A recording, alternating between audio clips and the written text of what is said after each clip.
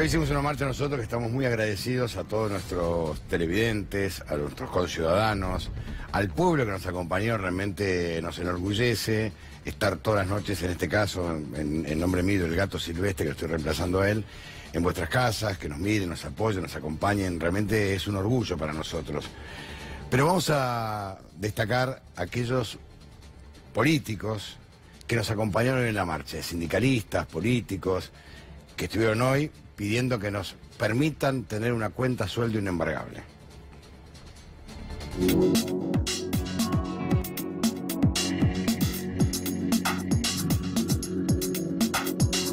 Rafa, ¿por qué estás hoy acá? Porque me parece que todos los medios de comunicación tienen que estar presentes, todas las voces tienen que estar presentes, tiene que haber pluralidad de voces, sobre todo en este año que es un año de elecciones, la gente tiene que estar informada. Entonces, digamos, C5N es un canal importante porque es una voz opositora y hay pocas voces opositoras. Denunciando al monocultivo de la mente y gritando como un particular damnificado más, porque creo que cada uno de los trabajadores, las trabajadoras de prensa, la ciudadanía argentina en su conjunto, tenemos que salir a defender a defendernos ante una avanzada que no es ante un medio de comunicación o ante un canal de televisión, sino ante los más esenciales valores democráticos. Acompañándolos a ustedes, a los trabajadores y trabajadoras de C5N, que siempre son solidarios con tantas luchas, con tantas peleas. Hoy estamos apoyándolos a ustedes en una cosa tan básica como es una cuenta sueldo. Es irracional lo que ha hecho la Cámara Comercial. Es inentendible, salvo en el marco de la política del gobierno que quiere cerrar el canal porque es un canal crítico a las políticas neoliberales. Hay una dirección del gobierno nacional sobre los medios de comunicación opositores, ya lo vemos, hay más de 4.000 periodistas despedidos en lo que va de la era del macrismo y esto no es democracia. No me recuerdo en democracia, después de la dictadura para acá, que se haya manipulado tanto a la justicia, presionado y extorsionado como este gobierno. Hay que preservar la cuenta sueldo, el salario de los trabajadores y decir que el gobierno quiere cerrar medios.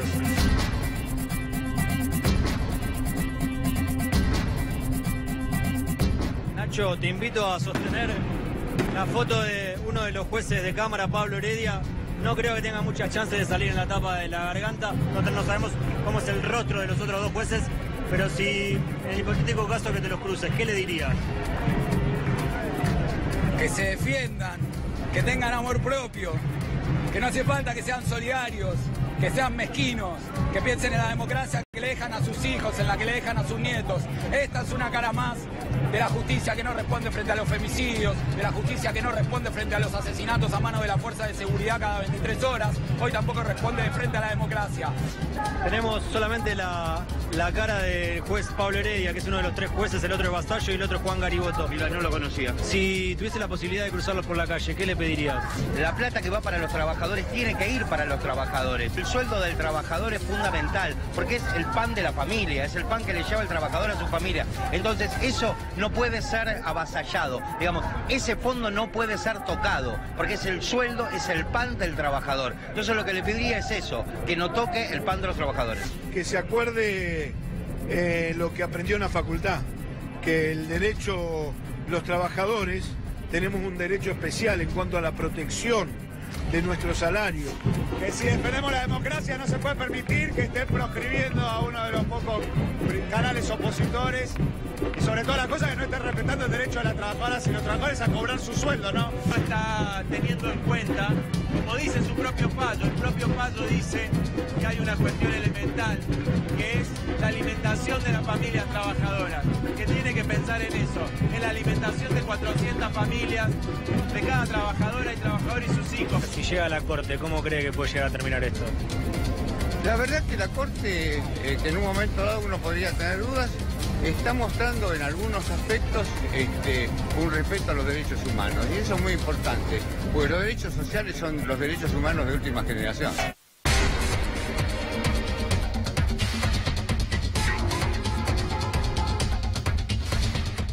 Pero vamos a hablar de la inflación, ¿no? Bueno, acá finalmente el gobierno reconoció que, el presidente, ¿no?, que bajar la inflación está costando. Bueno, reconoce siempre que le costó más de lo que pensaba y siempre dice, pero ahora está bajando. Sube, baja. Tuvimos un enero bastante más caliente de lo que se esperaba. Claro, lejos del 6,5% que había sido el pico en octubre, pero va a estar en 2,6% más o menos. Vamos a la inflación. Esta es la de los gremios, ¿no? Este es el Instituto Estadístico de los Trabajadores, lo que se conoce como la inflación de los trabajadores, la inflación de los gremios. 2,7 le dio en enero, 48,7 en los últimos 12 meses. Esto ya es enero contra enero. Enero de 2018 contra enero de 2017. Acordate que el INDEC para los 12 meses de 2018 dio 47,6, así que está arriba de esa estimación.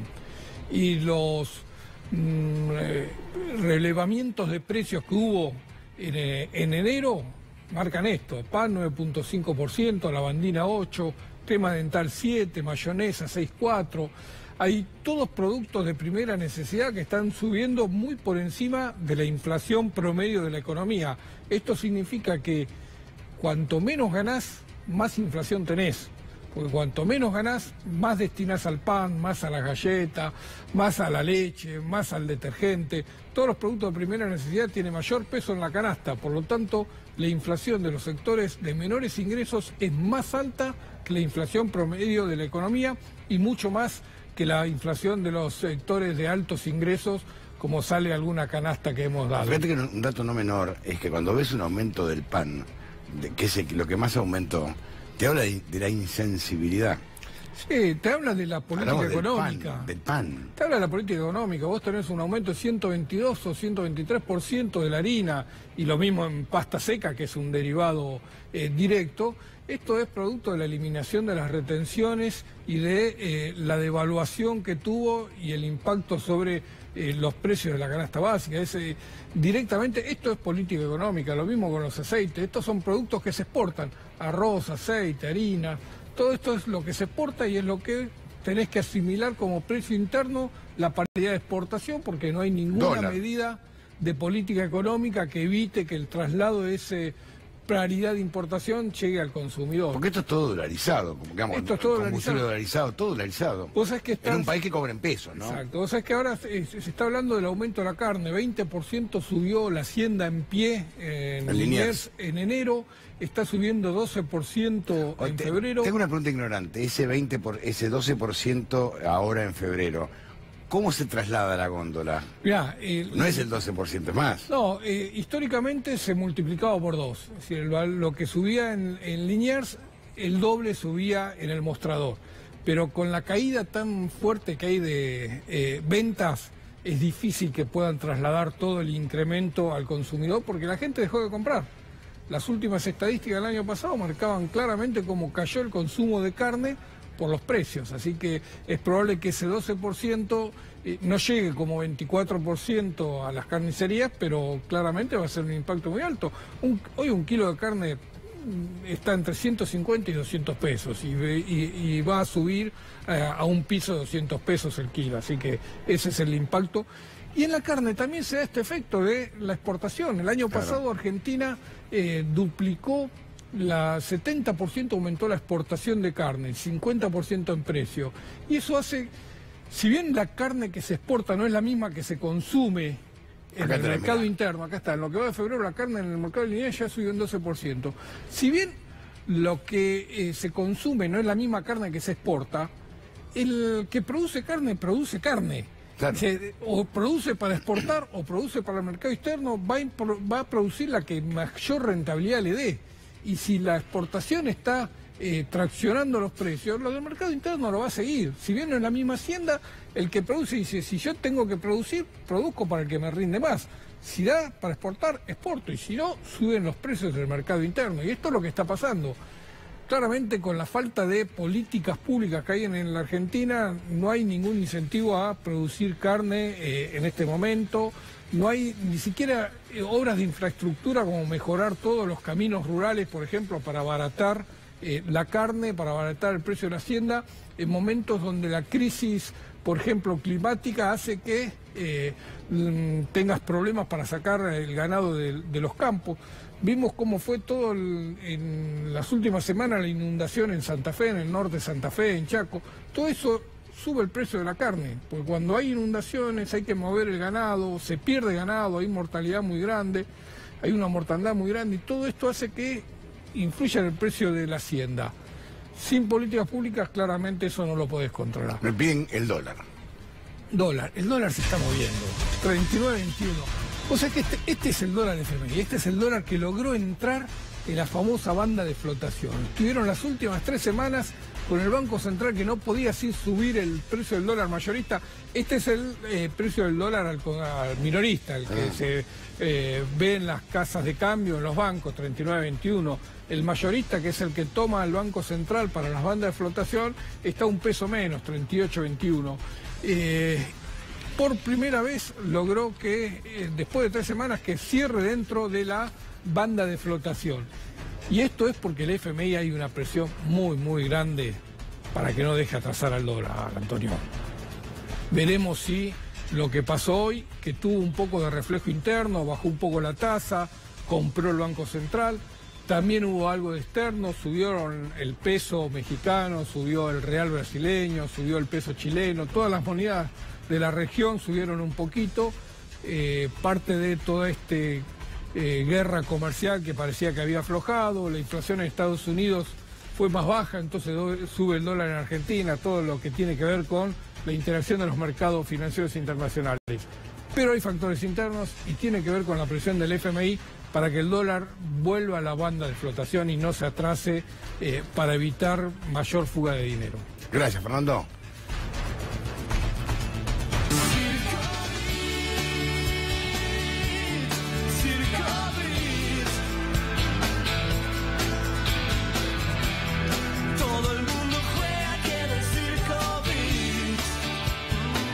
Hablamos de Comodoro Pío, Circo Pi, como si quieran llamarlo. Y vamos a ver, ustedes saben que el doctor Ramos Padilla, el jefe de Dolores, le envió una carta al procurador Casal pidiéndole que intervenga la fiscalía, a ver, sin intervenir en las causas, ¿no? Esto fue ayer y hoy le respondió el procurador general de la Nación. Vamos a ver, este es el fallo del procurador.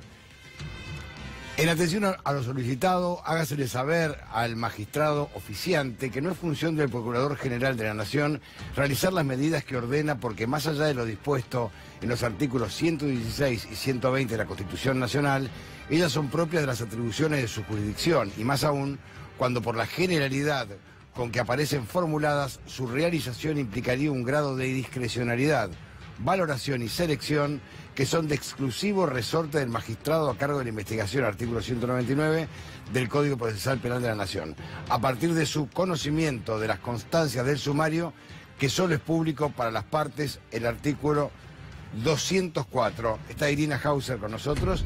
Irina, ¿se esperaba? ¿Cómo estás? Buenas noches. Hola, buenas noches. ¿Se esperaba esta respuesta de la Procuración? Y sí, la verdad que sí, era un poco... Obvia. Era un poco obvia, por lo corporativa por un lado, y por otro lado porque el procurador bien puede decir, no, hay un fiscal para investigar esto, que investigue el fiscal que está llevando adelante la investigación, la causa ante el Juzgado Federal de Dolores, ¿no? Que también tiene cierta lógica, pero lo que pasa es que me parece que lo que se esperaba era hacer un gesto del procurador, que viene a ser el jefe de los fiscales, claro, que no existió. Eso. No, lo que llama la atención es que ahora Marcelo D'Alessio es un loco. Un cuentista. Sí, es un loco al que escucharon muchos, periodistas inclusive, o sea, periodistas, fiscales, investigadores de todo tipo. Se lo veía mucho por Comodoro Pi también. O sea, es una persona que ha tenido contacto con, o sea, con el mundo con el mundo judicial, con el mundo del poder en general, y con muchos periodistas. O sea, no es un ilustre desconocido. Es un viejo informante, se puede decir. Sí, es algo así. Es algo así. Vos sabés que en el allanamiento que le hicieron en la casa, primero la semana pasada y hoy hubo otro. En San Tomás. Claro, es un barrio privado ahí en Canning. Le encontraron de todo tipo de artefactos, además utilizados justamente para tareas de inteligencia. Además de... en la inteligencia argentina, ¿no? ¿O es un topo? De manera orgánica, eso es lo que está investigando Ramos Padilla. Lo que pasa es que hay otro juez que también lo está investigando desde hace más tiempo, que es Federico Villena, que tiene una causa por lavado de dinero contra él, que eso explica en parte el allanamiento de hoy, porque era una causa, bueno, que venía de manera medio silenciosa, pero toda esta situación de alguna manera apuró estas medidas, porque están tratando de determinar un poco el patrimonio que tiene y de dónde viene. Federico Villena ya estaba investigando con quién trabaja, ¿no? En esa causa no hay datos fuertes, firmes, que indiquen que trabaje formalmente o orgánicamente para ningún organismo ni argentino ni norteamericano. Sin embargo, encontraron en su casa, por ejemplo, un carnet como si él fuera un integrante de la DEA, ¿no? Cosa que le puede llegar a traer problemas grandes con Estados Unidos, claro. Eso entre otras cosas. Pero y más, además... pero más que de DEA es una especie de Maxwell Smart, ¿no? Porque es un bocón increíble. Sí, pero además le encontraron aparatología que se usa para hacer cámaras ocultas, por ejemplo. Le encontraron armas que los policías se quedaron atónitos porque son armas que no se consiguen fácil, que no las tiene cualquiera, que cuestan una fortuna, que no las hay en el país. Este es un poco el panorama que lo pinta. Y hay un dato adicional, que es que él se presentó en la madrugada de ayer en un juzgado penal, previendo evidentemente esta situación de que se le complicaba el escenario y que podría venir una detención. Presentó un habeas corpus y junto con el habeas corpus presenta una suerte de declaración donde él dice que trabaja para 2 agentes de la Agencia Federal de Inteligencia. Aparentemente da los nombres además, ¿no? Esto se supone que va a ser materia de investigación del juez Ramos Padilla. Entonces, qué sé yo, es un loco, uno se queda, o sea, ¿es realmente un loco o es un loco en el que han confiado tantos? Maneja información. ¿Tiene ciudadanía de Estados Unidos? No lo tengo confirmado, pero tengo el dato de que es posible que la tenga. Por eso digo que le puede llegar a traer problemas con los Estados Unidos, el hecho de usar una credencial falsa como si fuera un agente de ese país, ¿no? Ahora, la reunión con Stornelli en Pinamar existió. La reunión existió, está fotografiada, filmada, sí, esa reunión existió. Lo que ahí hay que determinar es, primero, qué tipo de maniobras se estaba cometiendo y, por otro lado, cuál es el papel de Stornelli, ¿no? Todos podemos deducir a través de las capturas de pantalla que vemos, la extensa conversación que tuvieron durante ese viaje a Pinamar el empresario denunciante y Marcelo D'Alessio, que efectivamente se estaba produciendo una extorsión y que se invocaba el nombre de Stornelli, pero bueno, va a haber que probarlo. Por eso también es tan importante que analicen todos los teléfonos, ¿no?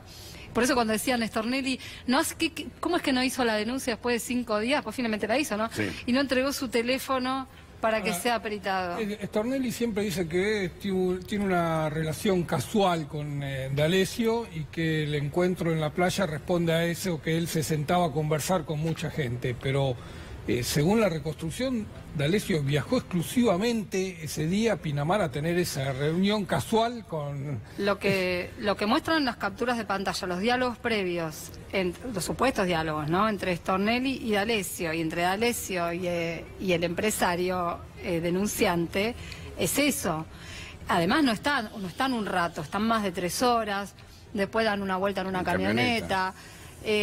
Y además él no puede negar la relación previa por otros datos que van apareciendo, ¿no? Como por ejemplo esto de que tiene una filmación de adentro de la Fiscalía, D'Alessio, con la declaración del arrepentido de PDVSA, ¿no? Entonces, que existía una vinculación. Y además el propio Stornelli en alguna nota dijo esto. ¿Es cierto que él lo defendió a Fariña y le pagaban 200.000 pesos desde el Ministerio de Justicia?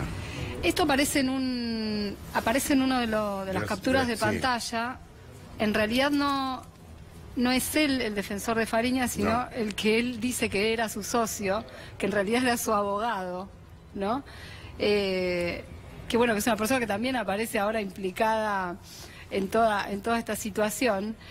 Es él el que hace esa afirmación, ¿no? Y además entre ellos estaban, lo que aparece en otra captura, que estaban preparándole una cámara oculta, y esto es gravísimo, a otro abogado de la causa que participa en la causa de los cuadernos porque defiende a Oscar Thomas, que es el abogado José Manuel Ubeira. Y Ubeira además es un abogado que no solamente participa en esta causa, sino en en una causa donde está justamente sentado en el banquillo Fariña, donde está Federico Eláscar y donde el príncipe Eláscar es una cámara oculta. Claro, le iban a hacer una cámara oculta como para hacerle pisar el palito y después denunciarlo, ¿no? Lo que también llamó la atención, lo comentaba Víctor Hugo, ¿no? Es que ellos buscan a algún periodista, nombraron concretamente a Santoro, sí, ¿no? Publican la nota y sustentado en la nota hacen la denuncia. Por eso digo que D'Alessio tenía relación permanente con algunos periodistas y que evidentemente armaba este tipo de cosas, ofrecía información con la cual se publicaban notas. No, se publicaban notas y con la nota, el típico mecanismo que ocurre en Comodoro Pi, claro, que bajo se denuncia, hay unos cuantos que son como el elenco estable de Comodoro Pi, bañas en la denuncia con la nota que sale en el diario. A veces... Eso sería gravísimo, te digo. A veces aparecen grandes cosas a partir de las notas en los diarios y a veces es toda una chantada. O sea, como hemos visto, bueno, Daniel Santoro fue el autor de la nota que hablaba de una cuenta de Máximo Kirchner que no existía, ¿no? Y de... que fue investigada por la justicia a partir de una denuncia que toman de los diarios. Pero el escarnio público te lo comes igual. Santoro que figura apareciendo con D'Alessio, dando una conferencia hace unos pocos días, invitados por Fopea.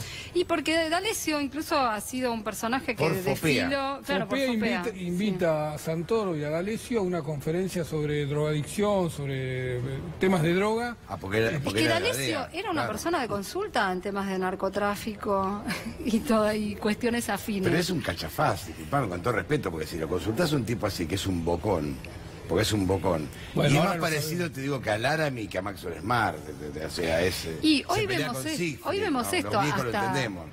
Es un disparate. Hoy vemos esta imagen, hasta hace unos días para algunos era Gardel de las investigaciones, qué sé yo, es medio tragicómico, ¿no? No, en realidad es más trágico que cómico, porque realmente es iniciar causas a partir de un tipo que tildado por el fiscal como un loco, y publicarlas. Ahora lo que importa, la verdad que lo que importa ahora es que lo dejen investigar a Ramos Padilla. Porque Ramos Padilla es el que tiene que determinar... A que te apuesto que la causa recae en Comodoro Pi para que todo muera en las paredes. Esa movida ya empezó. Por eso digo, es importante que pueda avanzar Ramos Padilla. Es la persona que hoy por hoy tiene los elementos para empezar a discernir cuál fue el papel de cada uno de estos personajes en esta historia. Ramos Padilla tomó un montón de medidas. Está pasando algo tremendo en las últimas horas, que es que como hubo muchas denuncias alrededor de todo esto, incluida la del equipo de Elisa Carrió, sobre los presos del kirchneristas, ¿no? Pero hay una salvedad que hay que hacerla, ¿eh? ¿Cuándo es la filtración telefónica esta? ¿De febrero? Sí, ahora aclaramos eso, pero lo que te quería decir es que a Ramos Padilla, todos los jueces que tienen causas nuevas en Comodoro Pi le están pidiendo copia de su expediente. ¿Para qué le piden copia de su expediente a Ramos Padilla? Quieren saber qué hay. Y por supuesto. Quieren saber porque Comodoro Pi está en llamas a partir de esta situación, ¿no? Porque se empiezan a caer todos los operadores, todos los topos que tenían se empiezan a caer. Lo que pasa es que hay mucha documentación que no conocemos. La abogada del empresario reveló que hay horas y horas de grabaciones, de filmaciones, que hay documentación que todavía no se conoce, que está bajo secreto de sumario, y que ahora Irene dice todos los jueces la quieren ver. Y sí, todos los jueces quieren ver eso, ¿no? Entonces se sube Bonadío, se sube Luis Rodríguez, o sea, cada uno que va teniendo una denuncia va pidiendo la causa. Que es una buena manera de levantar el secreto de sumario. Exactamente. Es la mejor manera. Sí. Y no permitir que un juez investigue bajo secreto de sumario para evitar que se filtren datos. Y sí. Ahora, hay una realidad, vos no me vas a dejar mentir, la década del 90, me tocó cubrir varias veces Comodoro Pi, causas resonantes, y ya de ahí se mencionaba que había determinados estudios jurídicos y personajes que eran topos de algunos jueces y fiscales. Ese era Vox Populi. Ningún abogado te lo quería decir. Cuando decía decímelo en voz alta, no te lo querían decir. Nos parecía, donde yo trabajaba antes, muy injusto hacer una cámara oculta, un abogado que litiga en Comodoro Pi. Pero esto era Vox Populi. Lo que pasa es que ahora es la primera vez que se publica. Y ahora sí, es la primera vez que sale a la luz, digamos. Pero es interesante que salga a la luz, ¿no? Porque es lo que todo el mundo siempre dijo y no se conocía con datos concretos. Respecto de lo que vos señalabas de la denuncia que se basa en las escuchas tomadas en el penal de Seiza, Sí es cierto que hay una incongruencia entre las fechas, ¿no? Porque una de las escuchas abarca una conversación de Roberto Barata con un exfuncionario donde hablan de la existencia de esta causa, pero hablan de la existencia de esta causa porque esta causa ya existía. En febrero, claro. Entonces es difícil entender cómo se construye la teoría de que se arma una operación desde la cárcel para mandarlo al empresario a construir una falsa historia sobre extorsión. Eso es medio absurdo. Y por otro lado es muy cuestionable que esto de cómo es que le llega a Elisa Carrió una escucha anónima. De manera anónima, una escucha, la escucha es legal, porque la escucha fue pedida justamente por el juez de Lomas de Zamora en una causa que tiene que ver, es una causa por narcotráfico, donde está investigado Mario Segovia, ¿no? Sí. Más conocido como el rey de la efedrina. Y primero escuchan el pabellón donde estaba Mario Segovia. Y como en una de las conversaciones, Segovia le dice a su hermano que tiene que comunicarse con alguien que está en otro pabellón, terminan interviniendo los teléfonos de otro pabellón. Pero hay una regla elemental, que es que cuando se hacen las escuchas, todo lo que no tiene que ver con la causa judicial se destruye. Se destruye, claro. Pero acá no solo no lo han destruido, sino que lo han guardado y se lo han enviado a Elisa Carrió. Entonces eso sí es un uso ilegítimo de una escucha que, a mi modo de ver, está viciando desde el vamos la investigación. Sin embargo, Policita, el fiscal, ya pidió medidas, qué sé yo. Damos un ejemplo, hablamos de vudú. Fer, ¿tenés datos económicos? Sí, porque estamos rodeados de economistas. Sí, están saliendo más informes sobre el cierre de industrias y comercio. Y el otro día se planteaba un poco la discusión, cuando no tenés consumo interno, cuando cae el poder adquisitivo de las familias, es lógico que empiecen a cerrar los comercios y encadena, por supuesto, también las industrias. Pero tenemos unas placas con algunos datos. No. Bueno. No tenemos placas, tenemos invitados que hablar de Tenemos invitados con los que vamos a hablar. No, porque en estos días se estuvieron conociendo muchos informes, entre ellos el de CAME, el de la ONG de Buenos Aires, Cuidemos Buenos Aires, el de la Cámara de las Medianas Empresas. Hay muchos informes que están mostrando cómo se está, primero, cerrando los comercios, y atrás de ese cierre de comercios, cómo viene el cierre de las industrias. Ayer salió el dato de la utilización de la capacidad instalada, 47.8%, 57.6%, lo que muchos economistas y analistas decían ayer, vinculados a la industria, decían, esto es un punto de quiebre, a partir de acá empiezan a cerrar las industrias, ya no se puede sostener una industria con este nivel de utilización de la capacidad instalada. En las automotrices llegó al piso 25%, las textiles 32%. Es imposible mantener una industria funcionando si la mitad de tus fierros están paralizados. Esto es lo que está pasando hoy en la industria y lo que está generando mucha preocupación por toda la destrucción de puestos de trabajo en el comercio y en la industria, que son los sectores que pagan los salarios formales mejor remunerados, que tienen todas las cargas sociales y que tienen todos los beneficios sociales asociados.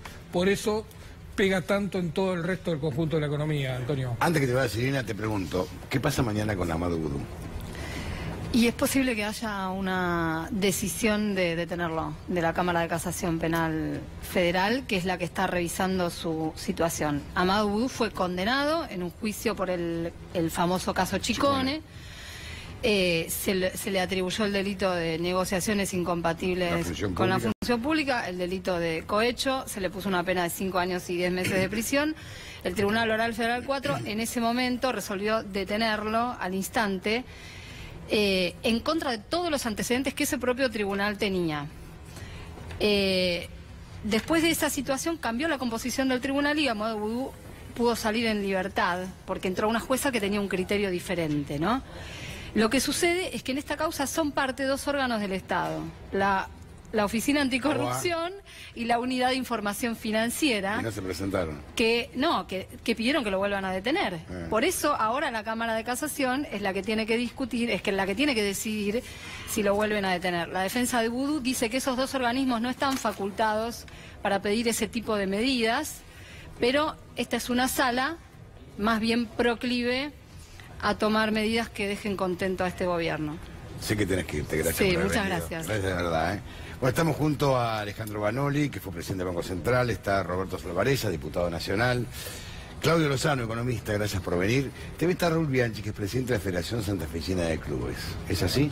Sí. Me gustaría arrancar con algo diferente. Ponen la factura que le llegó a un club santafesino. Ahora vamos a buscarla, porque ustedes son economistas, vos diputado nacional, ¿no? Ustedes que vean esto, porque te muestra la manera, este apriete, donde después te cortan la luz, el gas, y no tenés manera, porque te cobran la reconexión, te dan a pagar en cuotas pero con interés. Claudio, esto es un verdadero disparate. Ahora vamos a la factura, ¿eh? Bueno.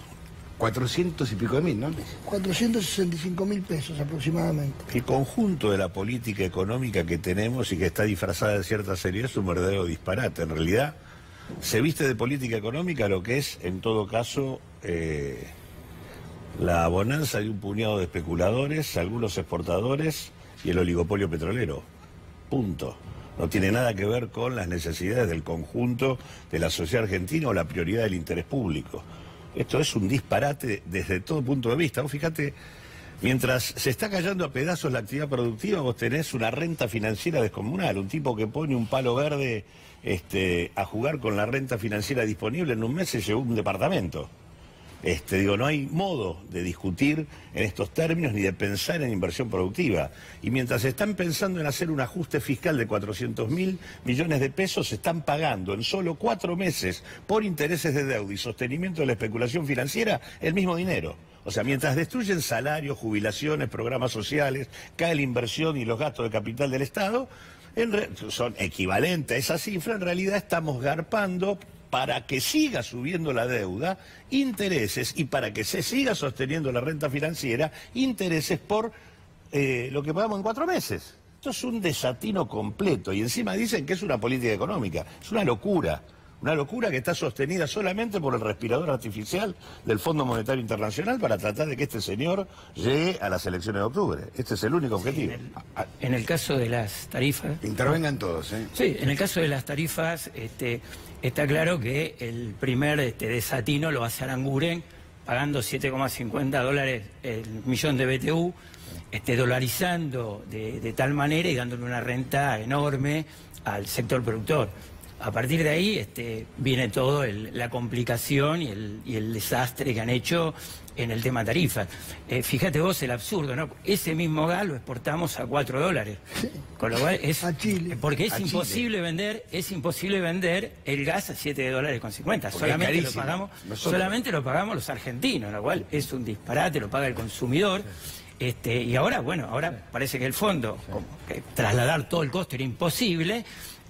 Había una parte que subsidia al Estado. Ahora el fondo le dice, no, déficit cero, muchachos.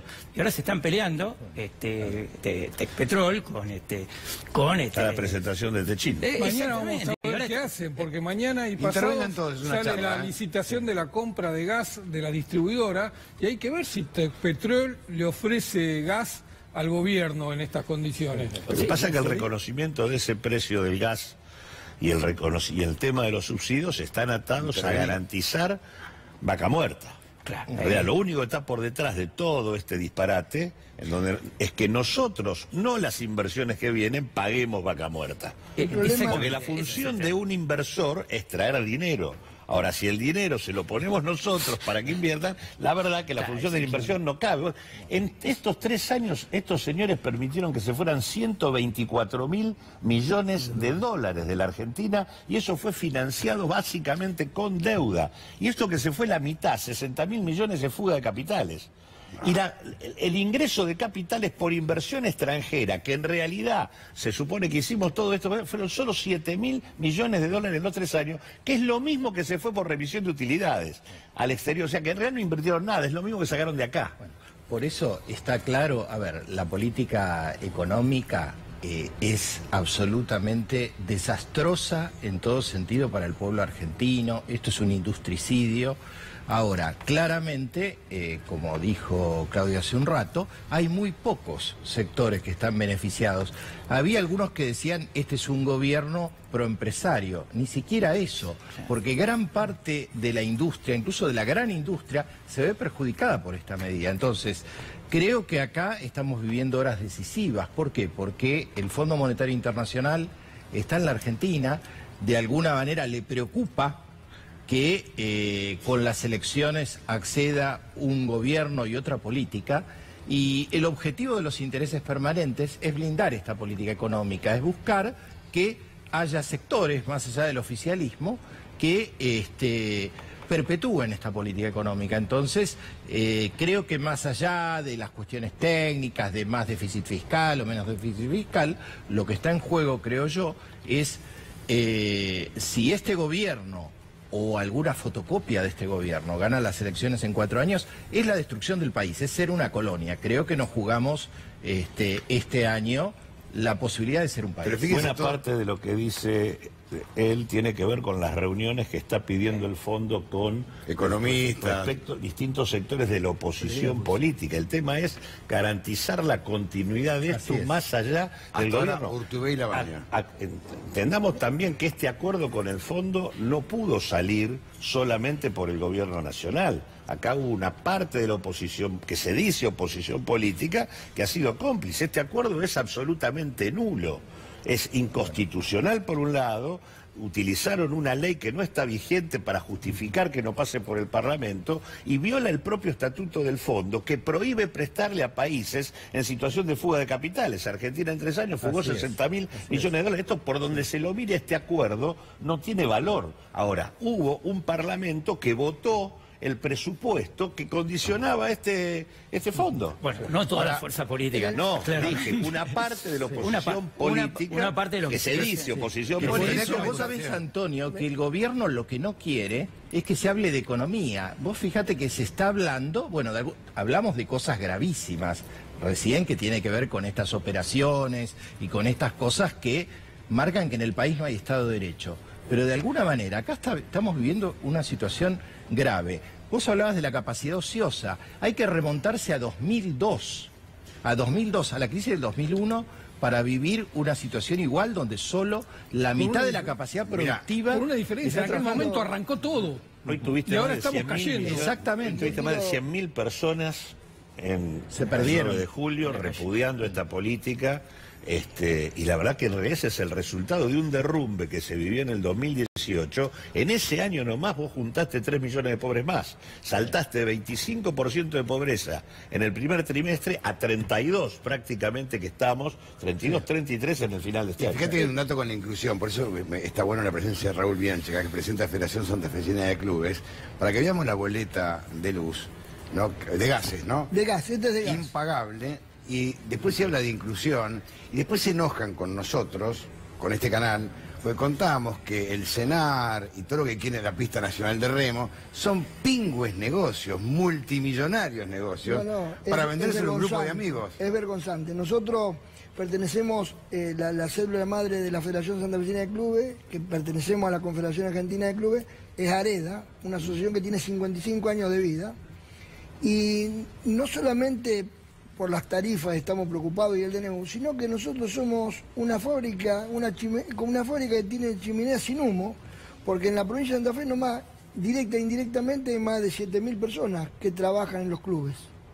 ¿Y cuántos pibes van a los clubes? Bueno, a ver, puedo mencionarte que porque el tejido social es fundamental, la inclusión. En un club de barrio, en la periferia de Rosario, hay clubes de 1.800, 1.900 socios, de los cuales los socios serían pocos cotizantes y muchos deportistas, más de 800, 900, más de la mitad de los asociados son deportistas, que son criaturas a las cuales muchas están becadas y las cuales no pagan la cuota societaria. Porque no pueden. Claro, y en este momento, lamentablemente, cuando hay que ajustarse el cinturón, los clubes padecemos una fuga de asociados porque el papá o la mamá que colabora con el club renuncia y deja a los chicos como para que sean contenidos todavía, pero el problema es que los clubes no van a tener la posibilidad de seguir teniendo las puertas abiertas. En el caso de las piletas climatizadas, que le damos beneficio a los jubilados, imposible de mantener. Te matan con el gas. 430.000 pesos de mantener, imposible de mantener. Y la luz. Y la luz. Bueno, en el caso de Santa Fe nosotros tenemos una pequeña resolución del gobierno provincial que nos ha beneficiado con el 50%. Y la Nación en su momento daba un reconocimiento del 40% sobre las tarifas de los 3 insumos, Y claro, lo que pasa es que vos tuviste graciosamente, una novedad estructural, claro, que pero le trasladaron a las provincias la responsabilidad de mantener los subsidios, de extender la tarifa social, etc. No, o sea que pero ahora aparte, la cosa se aparte lo más grave del caso, que a partir del 2017 dejaron de cumplimentar con esa devolución, e inclusive desconocen una ley que tiene reglamentación, que en su artículo 25 habla del descuento del 50% de las tarifas para todas las asociaciones civiles sin fines de lucro, y articulado y reglamentado, y por una resolución de Aranguren antes de retirarse, no la están aplicando, o sea, están violando... O sea, por una resolución, para eso está por sobre la ley. Sí, no podría. No debería. Ahora, Antonio, este drama no termina porque los tarifazos siguen. Es decir, los tarifazos de luz, de gas, han anunciado para el primer semestre. Hay que ver qué hacen en el segundo semestre. Y esto está avivando un proceso inflacionario. El gobierno dice que quiere bajar la inflación, una inflación que era fácil de bajar y que no bajó. Lo cierto es que es el propio gobierno, a partir de este saqueo de estos aumentos de tarifas para los empresarios amigos, que está avivando un proceso inflacionario, que está generando una carrera, que va a generar una carrera con el tipo de cambio. Es decir, este drama que nos están relatando no es que terminó acá.